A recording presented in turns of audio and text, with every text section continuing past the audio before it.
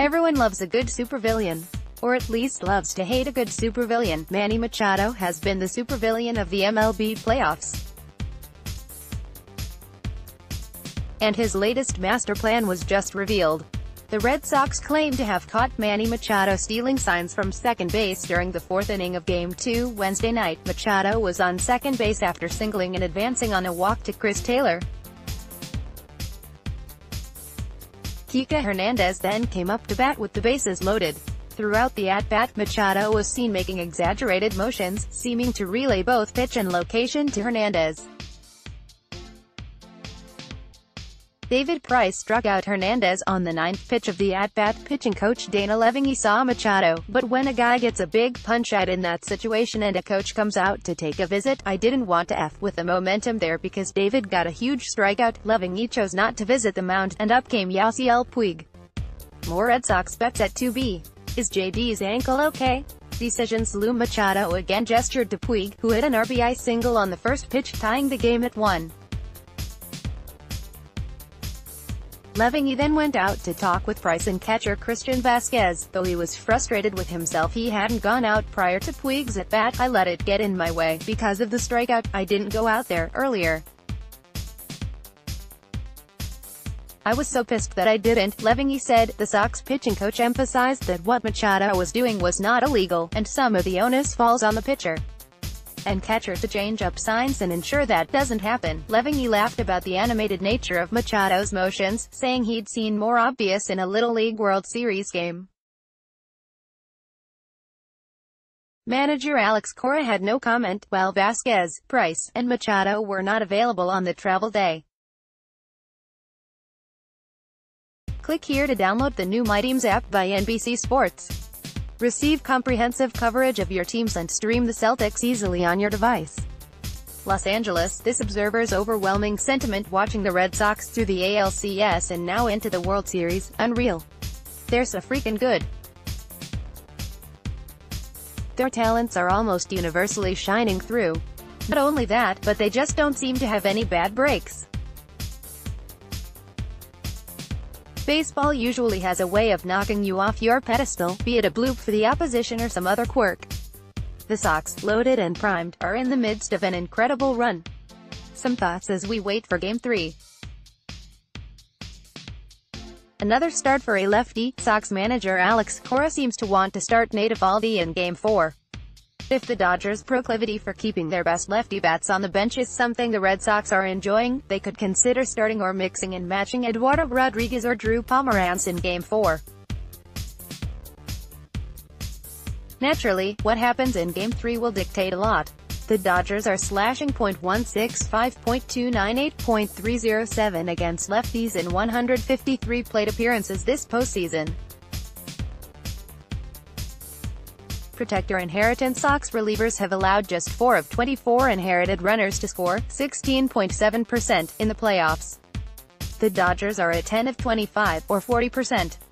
In the World Series, the Dodgers have let in 7 of 9, the Sox 1 of 3. Foul balls work. 2 ifs aren't everything. Red Sox pitchers have generated a lower percentage of swings and misses in the playoffs, 24.6, than all but the Yankees. The Dodgers have the second most, at 28.9. Interestingly, though, the teams have nearly identical percentages of swings that put the ball in play, 34.9 for the Sox and 34.2 for the Dodgers. Sox pitchers may not make the Dodgers miss entirely as often, then, but Sox pitchers seem to be inducing more foul balls. Meanwhile, Boston and Los Angeles have near identical first-pitch strike percentages, 61.8 for the Dodgers, 61.4 for the Sox. Short roster? No problem. Blake Swihart's presence on the team is valuable and may become increasingly so now that the series shifts to a National League ballpark. To this point, however, he has had all of one plate appearance in the playoffs. There have been opportunities to use his bat that have come and gone, but they're hard to complain about given the Sox' current position.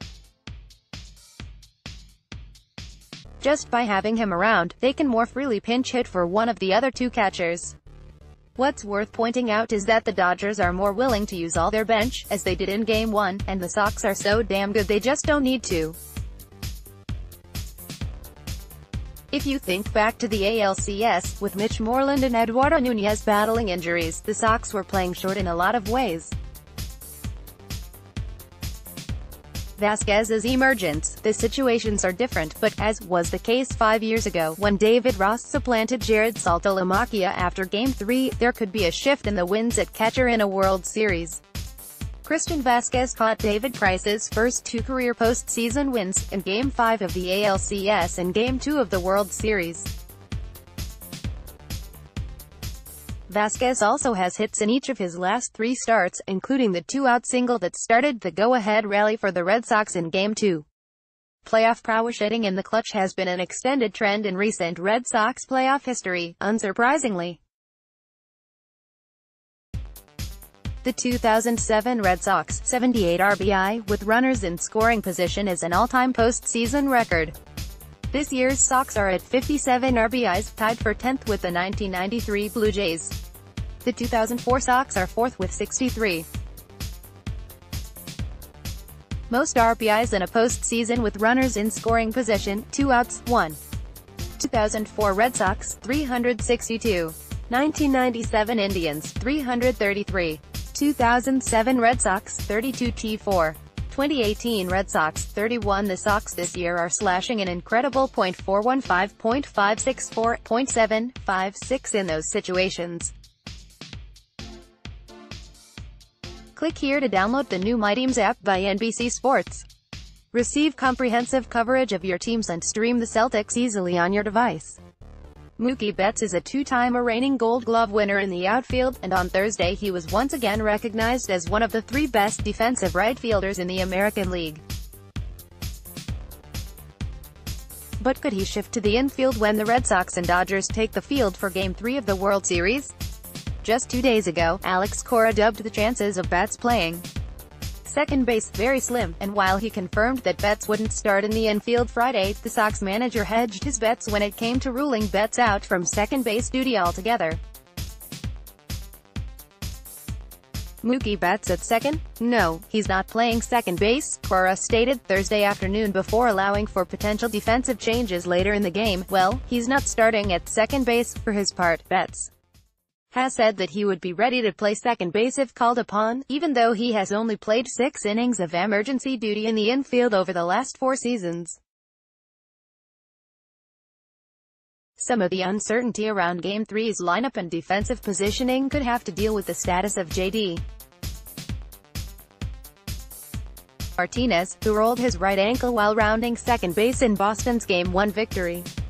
With no DH available in Dodger Stadium, Martinez said he planned on playing the outfield when asked after Game 2, but Cora wasn't ready to announce where or even if Martinez would play on Friday night. Actually, he felt better today walking around. He got treatment on the way here, Cora said. He's going to get treatment tomorrow. He'll get treatment tomorrow morning. In the afternoon we'll make a decision. It looked bad early in the game, but then it seemed like it was moving better towards the end. We'll make a decision whenever he'll let us know. Martinez owns one of the hottest bats in the Sox lineup, as he's batting .444 during a 5-game hit streak with at least 1 RBI in all 5 games. Click here to download the new My Teams app by NBC Sports. Receive comprehensive coverage of your teams and stream the Celtics easily on your device.